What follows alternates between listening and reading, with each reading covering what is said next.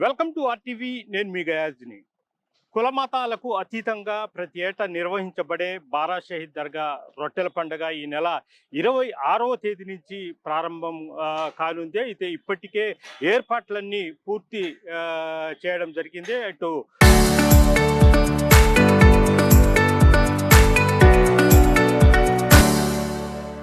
దర్గా committee అదేవిధంగా అధికారులు మొత్తము సంయుక్తంగా ఇక్కడ ఏర్పాట్లు మొత్తము చేస్తున్నారు. అయితే భారీ వర్షం వచ్చినప్పటికీ భక్తులు యాత్రికులు ఎలాంటి ఇబ్బందులు పడకుండా వాళ్లకు కొన్ని మౌలిక వసతులను కూడా ఏర్పాటు చేస్తున్నారు. అసలు దర్గాలో ఎలాంటి ఏర్పాట్లు చేశారు, అదేవిధంగా రొట్టెలు విడిచే ప్రాంతాల్లో అంటే స్వర్ణాల చెరువులో ఏ విధంగా సౌకర్యాలు ఏర్పాటు చేశారు తదితర విషయాలను తెలుసుకునేందుకు మనము దర్గా లోపలికి వెళ్ళి ఒకసారి చూద్దాం. ప్రస్తుతం బారా షహీద్ దర్గా ఆవరణలో ఉన్నాము. ఇక్కడ ఏర్పాట్లు చూస్తున్నాము. ప్రస్తుతము ఇక్కడ ఏర్పాట్లు గత వారం రోజుల నుంచి దర్గా కమిటీ అదేవిధంగా కార్పొరేషన్ అధికారులు వక్ఫ్ బోర్డు అధికారులు మొత్తం కలిసి ఇక్కడ ఏర్పాట్లు చేయడం జరిగింది. ఇప్పటికే ఈ దర్గాకు భక్తుల రాక కూడా మొదలైందని కూడా చెప్పుకోవచ్చు. ఒకసారి మనము దర్గా లోపలికి కూడా వెళ్తాము. దర్గా లోపలికి వెళ్ళి ఇక్కడ పరిస్థితి కూడా ఒకసారి చూద్దాం.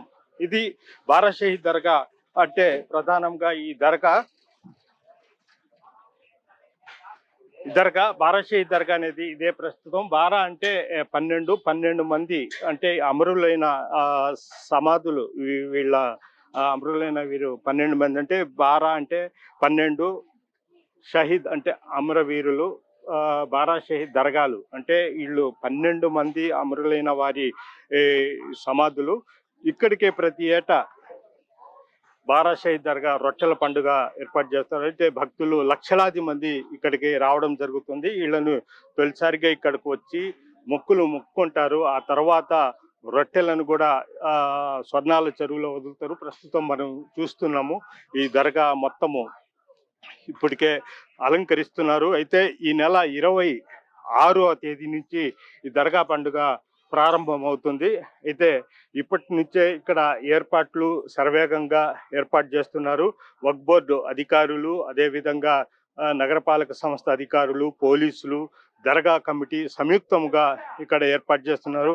అంటే భక్తులు దర్గాకి వేసే హుండీలను కూడా ప్రస్తుతము ఏర్పాటు సిద్ధం చేస్తున్నారు. వీటి అన్నిటికీ పెయింట్లు వేసి ఈ హుండీలు అంటే స్వామివారికి కానుకలు వేసేవారు మొత్తము ఈ హుండీల్లో కూడా వేస్తారు. వాటికి కూడా ఏర్పాట్లు పూర్తి చేసి సిద్ధంగా ఉంచడం జరిగింది. అదేవిధంగా ఈ దర్గా ఆవరణం అంటే పైన కప్పు ఏం రాదు. పరిసర ప్రాంతాల్లో మొత్తము ఇక్కడ షామ్యాలు వేస్తున్నారు. అంటే ఒకవేళ వర్షం వచ్చినప్పటికీ యాత్రికులు ఎలాంటి ఇబ్బందులు పడకుండా ఏర్పాట్లన్నీ అయితే చూస్తున్నారు. అదేవిధంగా రొట్టెలు వదిలే స్వర్ణాల చెరువులో కూడా అక్కడ ఏర్పాట్లు ఎలా ఉన్నాయనేది కూడా ఒకసారి పరిశీలిద్దాం.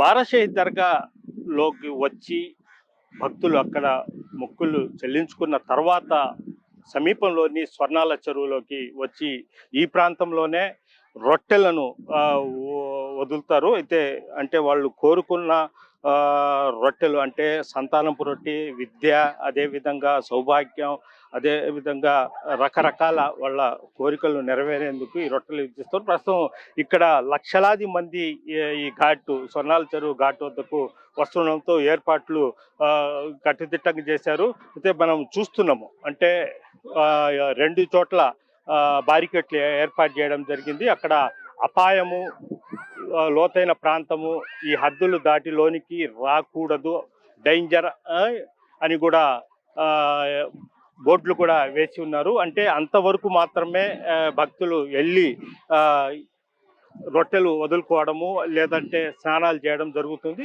దాన్ని ఆ తర్వాత అటువైపు గజ ఈతగాళ్ళు ఉంటారు, అటువైపు ఎవరిని రానివ్వరు. ప్రస్తుతం మనం చూస్తున్నాము ఇంకా అంటే 26వ తేదీన రొట్టెల పండుగ ఉంటే ఇప్పటి నుంచే భక్తుల సంఖ్య, యాత్రికుల సంఖ్య రోజు రోజుకి పెరుగుతుందని కూడా మనం చెప్పుకోవచ్చు. మనం చూస్తున్నాము ఈ ప్రాంతంలో బయట దూర ప్రాంతాల నుంచి వచ్చి ఇప్పుడే స్నానాలు చేస్తున్నారు. ప్రస్తుతము ఈ ప్రాంతం అంతా అంటే 26, 27, 28, 30 తేదీ వరకు భక్తులతో కిటకిటలాడుతుంది. అయితే అన్ని ఏర్పాట్లు చేస్తున్న ఇది అయితే మనం చూస్తున్నాం. అయితే మహిళలు అంటే ఎవరైతే ఇక్కడ స్నానాలు చేస్తారో వాళ్ళు దుస్తులు మార్చుకోవడానికి, అదేవిధంగా వాళ్ళకి సంబంధించిన కొన్ని ఇవి కూడా ఆ ప్రాంతంలో అంటే రెడ్ కర్టూన్‌తో ఏర్పాటు చేసి ఉన్నారు కదా! ఆ ప్రాంతంలో వాళ్లకు మహిళలకు ప్రత్యేకంగా వాళ్ళు దుస్తులు మార్చుకోవడం కోసం ఆ ప్రాంతంలో ప్రత్యేక ఏర్పాట్లను కూడా చేయడం జరిగింది. ప్రస్తుతం మనం చూస్తున్నాం. సుమారు ఒక ఆహ్ 200 మీటర్ల వరకు ఈ బారికేడ్లు ఈ స్వర్ణాల చెరువులో ఏర్పాటు చేయడం జరిగింది. అదేవిధంగా అటువైపు ప్రత్యేక బోట్లు కూడా ఏర్పాటు చేస్తున్నారు. ఎందుకంటే నీళ్ళలో ఎవరైనా దిగి ప్రమాదానికి గురయ్యే అవకాశాలు ఉండడంతో అంటే లక్షలాది మంది భక్తులు వస్తారు.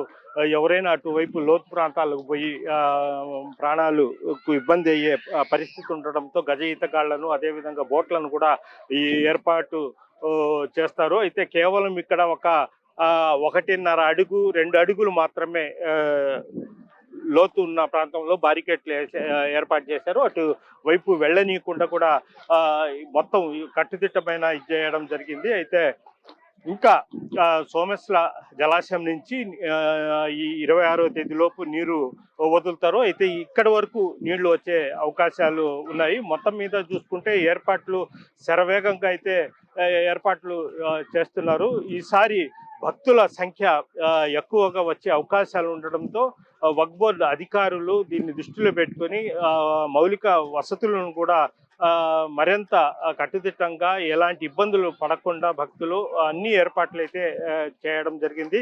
దర్గా కమిటీతో పాటు వక్ఫ్ బోర్డు అధికారులు, నగరపాలక సంస్థ అధికారులు మొత్తము ఈ ప్రాంతంలో పారిశుద్ధ్యం విషయం కానించి ప్రతి విషయంలో కూడా ఇది చేయడం జరిగింది. అదేవిధంగా లైటింగ్ కూడా అంటే 24 అవర్స్ భక్తులు ఈ ప్రాంతంలో ఉంటారు కాబట్టి ప్రత్యేక లైటింగ్లు అదేవిధంగా సీసీ కెమెరాలను కూడా ఏర్పాటు చేయడం జరిగింది.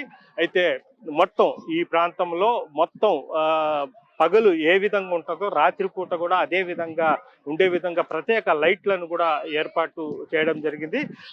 ప్రధానంగా మంత్రి పొంగూరు నారాయణ, అదేవిధంగా దేవాదాయ శాఖ మంత్రి ఆనం రామనారాయణ రెడ్డి, అదేవిధంగా వక్ఫ్ బోర్డు చైర్మన్ అబ్దుల్ అజీజ్ వీళ్ళు మొత్తం వాళ్ళ సమీక్షంలోనే ఇక్కడ నగరపాలక సంస్థ అధికారులు మొత్తము ఇక్కడ ప్రతి విషయాన్ని క్షుణ్ణంగా పరిశీలించు భక్తులకు ఎలాంటి అసౌకర్యాలు కలగకుండా అన్ని ఏర్పాట్లు అయితే చేస్తున్నారు. పారిశుద్ధ్య విషయంలో మాత్రము మంత్రి పొంగూరు నారాయణ చాలా సీరియస్గా తీసుకున్నారు. ఎక్కడ లక్షలాది మంది వచ్చినప్పటికీ చిన్న కాగితం కూడా ఎక్కడ కనిపించకూడదు, ఆ విధంగా చర్యలు చేపట్టడం జరిగింది. అదేవిధంగా దర్గా పరిసర ప్రాంతాలను మొత్తం ఒక 150కు పైగానే సీసీ కెమెరాలను కూడా అమర్చడం జరిగింది. అదేవిధంగా ప్రత్యేక పోలీసు భద్రత కూడా ఏర్పాటు చేస్తున్నారు. సుమారుగా ఒక 2000 మందికి పైగా పోలీసులు అదేవిధంగా ఇక్కడ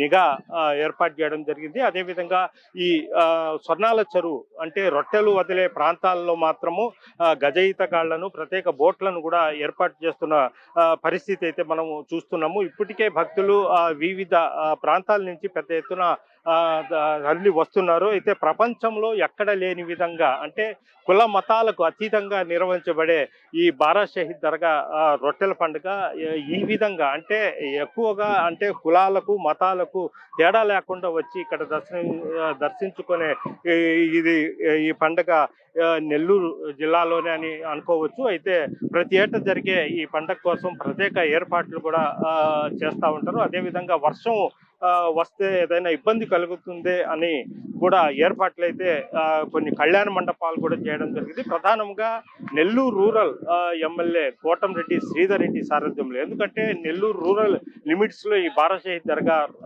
ఉంది. అయితే ఎమ్మెల్యే కనుసన్నల్లోనే మొత్తం అంటే ఇక్కడ ఏర్పాట్లు మొత్తం జరగడం జరుగుతుంది. అయితే వర్షం వస్తే ఒకవేళ ఇక్కడికి వచ్చే యాత్రికులు ఇబ్బంది పడకుండా ఎమ్మెల్యే కోటంరెడ్డి శ్రీధర్ రెడ్డి అదేవిధంగా వాళ్ళ సోదరుడు గిరిధర్ రెడ్డి నెల్లూరు నగరంలోని ఉండే చాలా వరకు కళ్యాణ మండపాలు అదేవిధంగా కొన్ని కూడా వాళ్ళు స్వాధీనపరచుకోవడం జరిగింది. ఈ కాల వర్షం వస్తే యాత్రికులు మొత్తం ఆ కళ్యాణ మండపంలో షిఫ్ట్ చేయడానికి కూడా వాళ్ళు ఉండడానికి కూడా అన్ని బస చేసేందుకు కూడా ఏర్పాట్లు కూడా చేస్తున్నారు. అయితే ప్రతిరోజు ఎమ్మెల్యే కోటమిరెడ్డి శ్రీధర్ రెడ్డి దర్గా కమిటీతో అదేవిధంగా ఇక్కడ పోలీస్ అధికారులు నగరపాలక సంస్థ అధికారులతో కూడా సమీక్ష సమావేశాలు ఏర్పాటు చేసి ఎక్కడ ఎలాంటి లోటు లేకుండా ఎలాంటి యాత్రికులు ఇక్కడికి వచ్చే యాత్రికులు వివిధ రాష్ట్రాల దేశ నలుమూల నుంచి వస్తారు, వాళ్ళు ఎలాంటి ఇబ్బందులు పడకుండా వాళ్లకు అన్ని మౌలిక వసతులు ఉండే విధంగా కూడా చర్యలు చేపడుతున్న పరిస్థితి అయితే ఇక్కడ కనిపిస్తుంది.